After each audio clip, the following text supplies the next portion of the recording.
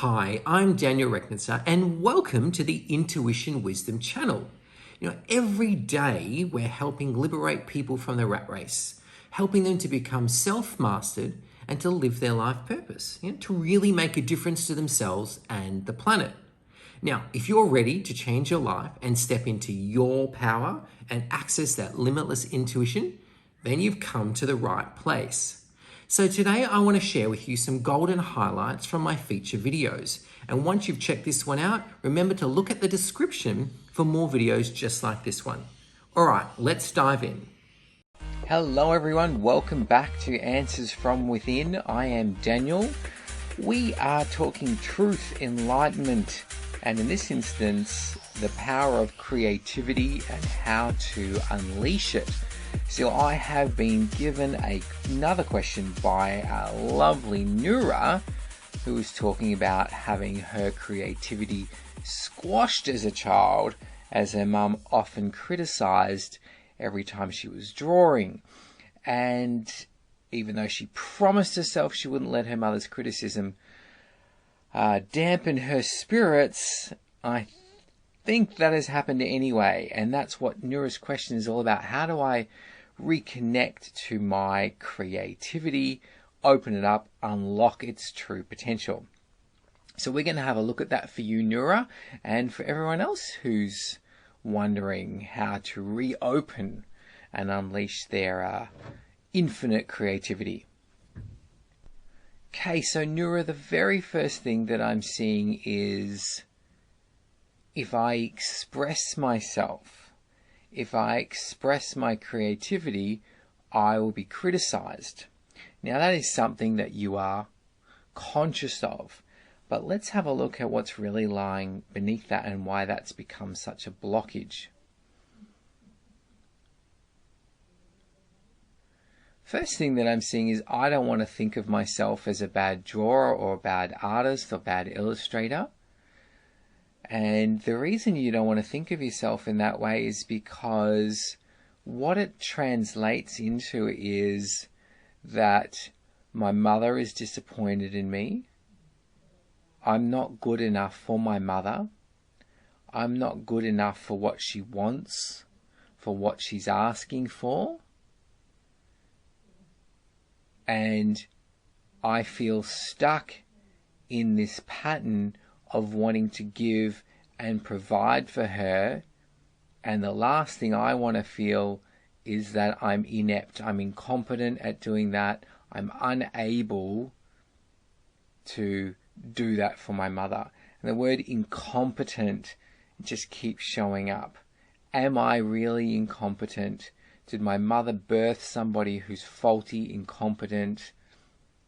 Because that's how she nearly looks at me when she glances over and sees what I'm doing with this kind of weird one eyebrow up and a little bit questioning, and there's almost like this cynicism within just one simple glance. So it's all about I don't want to feel inept.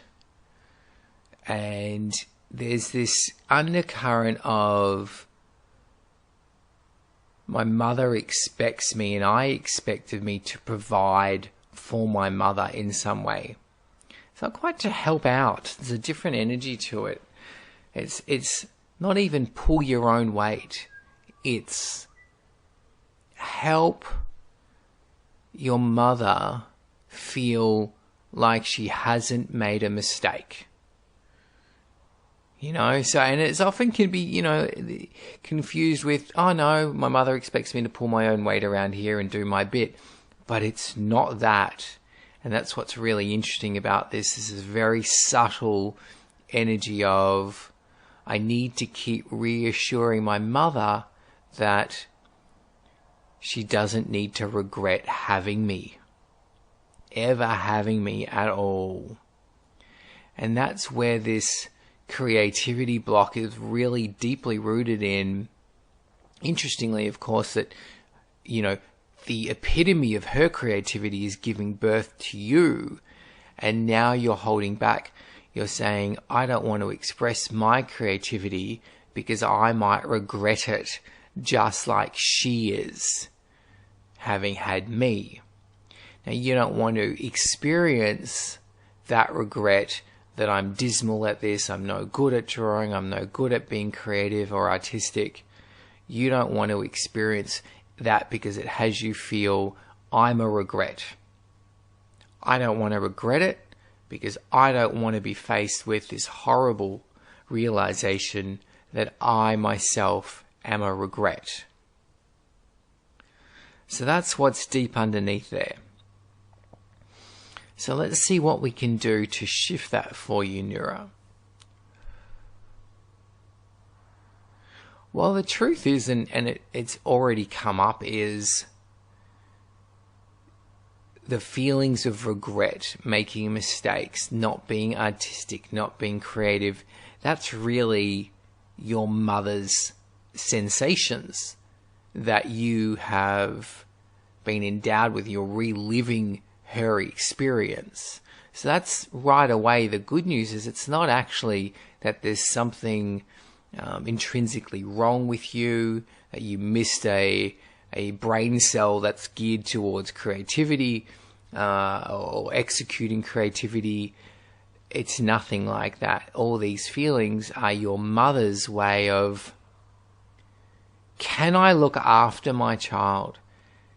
So there was this energy of worry and will I turn out to regret this? That was definitely there, but not in the way that you took it on board.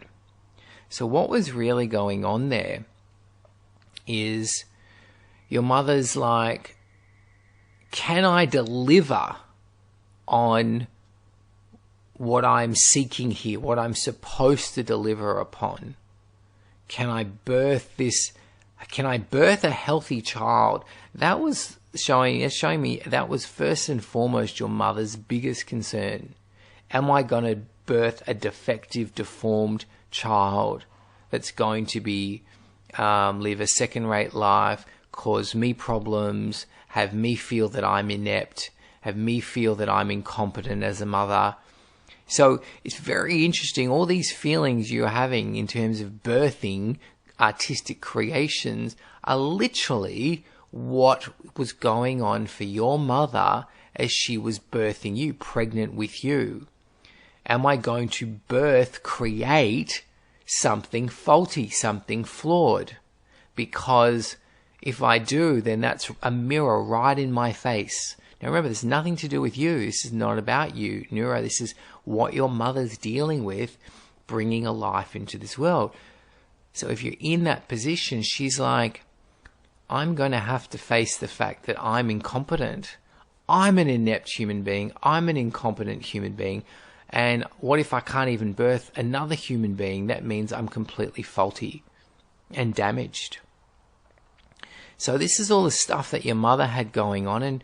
And this is what happens. The energies that our parents have predominantly as we're being brought into this world, we take on those energies. So it's very important for all those new mothers listening that, during your pregnancies and your birth, that you're holding a very high space of love, self-love, and love for your child, and it's this unwavering belief of competence and knowing you are great. So unfortunately, Nura, for you and for me and many others, our mothers didn't have that level of self-belief bringing us into the world. So we inherited much of that self-doubt and self-criticism and self-questioning. So when we look at the real truth going on here, let's see if we can dig deep into what was really going on there. Okay, so it's really interesting. So when you came out, your mother was shocked. Yeah, that's the energy. It was just, oh my goodness, I've given birth to somebody perfect. Nura, my beautiful daughter, is perfect. But what's weird is she immediately went into, well, then what's wrong with me? So she couldn't allow in that creating a perfect child means that she would have to be perfect herself. And that's how the universe works. To create something perfect, we have to already be in a perfect state ourselves. When she couldn't let that in, So from that point on, she was on the lookout for imperfections in you. And she's looking at, okay, any minute now I'm going to spot some deformation, some imperfection, some flaw that's been overlooked by the doctors, and it's going to be revealed that there is something fundamentally wrong with me, and this is all my fault. I gave birth to a defective child, which means I have been right all along. I'm the defective one. So that's been your mother's belief her whole life, that she's defective, deformed, and incompetent. And so because that's her belief, she's had her radar, her antenna up, as we do, looking for verification, justification, validation in every life situation. And of course, bringing a child into the world is the ultimate in the mirror, the validation. I'm either going to be validated as the failure that I believe I am, or I'm going to be shown that I'm actually more than what I've always thought I am. And your mother couldn't let it in. Quite frankly, she just couldn't be okay with, I've brought in a perfect child. So from day one, birthday, she's been looking for issues, problems. And that's where that glance, that energy you felt when she's looking at your drawing and she's looking at that, she's looking at, is my daughter as imperfect as I am? And wherever she saw you, and this is why you got so harshly criticized when you were younger, because any little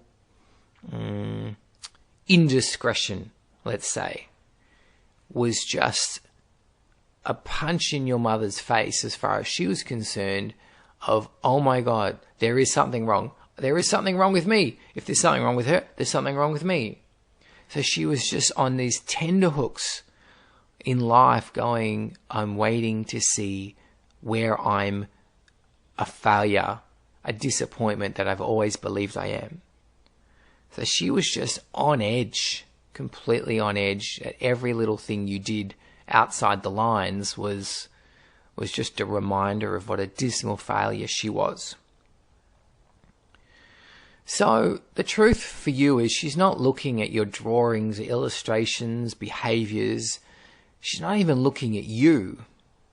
She's looking at her. So when she's looking and she's scowling or she's being critical, it's not actually directed at you.